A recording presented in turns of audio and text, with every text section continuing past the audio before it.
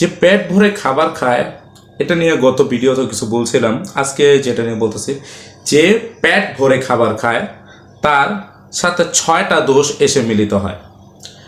6টা দোষ, আশা করি এগুলো সবাই মুখস্থ রাখবেন। 1 নম্বরে, ইবাদতে স্বাদ পায় না। ধর্মীয় জ্ঞানগর্ভ কথা স্মরণ রাখার বেলায় তার স্মরণ শক্তি দুর্বল হয়ে যায়, অর্থাৎ স্মরণ রাখতে পারে না। লোকের প্রতি দয়া প্রকাশের ভাগ্য তার হয় না, কেননা সে সকলকে পূর্ণ উত্তর মনে করে থাকে। ইবাদত করা তার পক্ষে কষ্টকর হয়। নফসানি খায়েশ সমূহ খুব প্রবল হয়।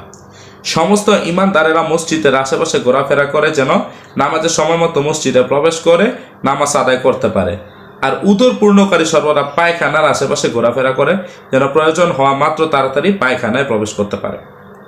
আশা করি কথাগুলো বুঝতে পারছেন যে ইবাদতে স্বাদ পায় না। যে পেট ভরে খাবার খায় তার 6টা দোষের ভিতরে একটা হলো ইবাদতে স্বাদ না পাওয়া। যে ওই সময় তার পেটটা এমনিতেই পূর্ণ থাকে, যেন নামাজ পড়তে গেলে জিনিসটা ভালো লাগতেছে না, অনেক একটু ক্লান্ত লাগতেছে, একটু খারাপ লাগতেছে, এরকম জিনিসগুলো তার ভিতরে কাজ করে। তারপর ধর্মীয় জ্ঞান গর্বের কথা স্মরণ রাখার বেলায় যে একটা ধর্মীয় বিষয় নিয়ে আলোচনা হইতেছে, এই জিনিসটা তার মাথা থাকার জায়গায় উল্টো আরও তার স্মরণ শক্তি দুর্বল হয়ে যেতেছে, শুধুমাত্র কি পেট ভইরা খাবার খাওয়ার কারণে। এই জন্য ইসলামের সিস্টেম হলো 3 ভাগে খাবার খাওয়া, 1 ভাগ পানি, 1 ভাগ ভাত, 1 ভাগ খালি, এইভাবে করে পেটের 3 ভাগে খাবার খাওয়া। তো যেটা বলতেছি যে স্মরণ শক্তি দুর্বল হয়ে যাওয়া, এটা সবচাইতে একটা ভয়ানক বিষয়। তা ছাত্র ভাইদের বিশেষ করে বলবো যে পেট ভরে খাবারটা কম খাওয়া, যাতে মোটামুটি একটা যাতে এই অ্যাভারেজে খাবার খাওয়া। তারপরে লোকের প্রতি দয়া প্রকাশের ভাগ্য তার হয় না। যে একটা মানুষের উপরে যে দয়া করব, একটা মানুষের উপর যে দয়া আসবো, যে একটা মানুষ না খায় রয়েছে, ওনার উপর যে মনে থেকে একটা ভাব আসবো যে না, ওনাকে একটু হেল্প করা দরকার, তাহলে তা আসে না। কারণ কি, তার নিজের পেট ভরা, নিজে বাঁচলে বাপের নাম, একটা শয়তানের একটা ধোঁকা তার ভিতরে চলে আসে, কেননা সে সকলকে পূর্ণ উত্তর মনে করে থাকে। তা ইবাদত করা তার পক্ষে কষ্টকর। কারণ আপনি মনে করেন সকালবেলায় বা এই সন্ধ্যাবেলায় একটু ভালো করে খাইলেন, তো ভালো করে খাওয়ার পরে দেখলেন একটা পর্যায়ে গিয়া আপনার পেট পুরা ফুল। খাওয়ার পরে কিন্তু এশার নামাজ পড়তে গেলে আপনার খুব কষ্ট হয়ে যেত, সেজদা দিতে কষ্ট, দাঁড়াইতে কষ্ট, বসতে কষ্ট, শুধুমাত্র কি পেটটা ফুল হয়ে যাওয়ার কারণে। তো বারবার ওই সময় আপনার চিন্তা থাকবে, এখন যদি টয়লেটের ব্যাগটা পাই, তো এখন যদি বাথরুমে যেতে পারতো মনে হয় পেটটা একটু ক্লিয়ার হইতো।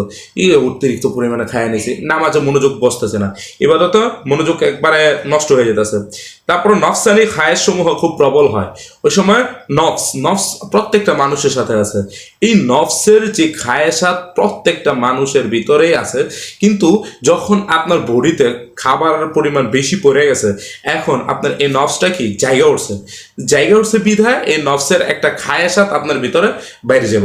এই নফসের খায়েশাত খুব প্রবল হয়ে যায়। এই প্রবল হয়ে যাওয়ার ফলাফল বিভিন্ন গুনাহের সম্মুখীন হইতে হয়। তারপরে 6 নম্বর, সমস্ত ইমানদারেরা মসজিদের আশেপাশে ঘোরাফেরা করে। সমস্ত ইমানদাররা মসজিদের আশেপাশে ঘোরাফেরা করলেও যে পেট ভইরা খায় একেবারে পুরো ওভারলোড, তা উনার ঘোরার জায়গা ওই সময় কি পায়খানার আশেপাশে হইতে থাকে। ইমানদারেরা মসজিদের আশেপাশে ঘোরাফেরা করে কেন, যে এই মনে হয় এখন আজান দিবে, এখন একটু নামাজটা পড়ে নিই, বা আজান দেওয়ার সময় হয়ে গেছে তাড়াতাড়ি মসজিদে চলে যায়, এগুলা। কিন্তু যে পেট ভরা খাবার খায়, ওনার চিন্তা হলো এই এখন আবার টয়লেটে যেতে হবে, এখন পেটটা মুচুর দিলে আবার টয়লেটে, পেটটা মুচুর দিলে টয়লেটে, এই বিভিন্ন সমস্যার সম্মুখীন হতে হয়। তাহলে আমরা পেট ভরা খাবার খাওয়ার থেকে বাইচা থাকবো, আর যতটুকু পরিমাণে খাইলে আমাদের কোনো অসুবিধা হবে না, ঠিক ততটুকু পরিমাণে খাওয়া আমাদের জন্য বাঞ্ছনীয়। আশা করি কথাটা সবাইকে বুঝাইতে পারছি।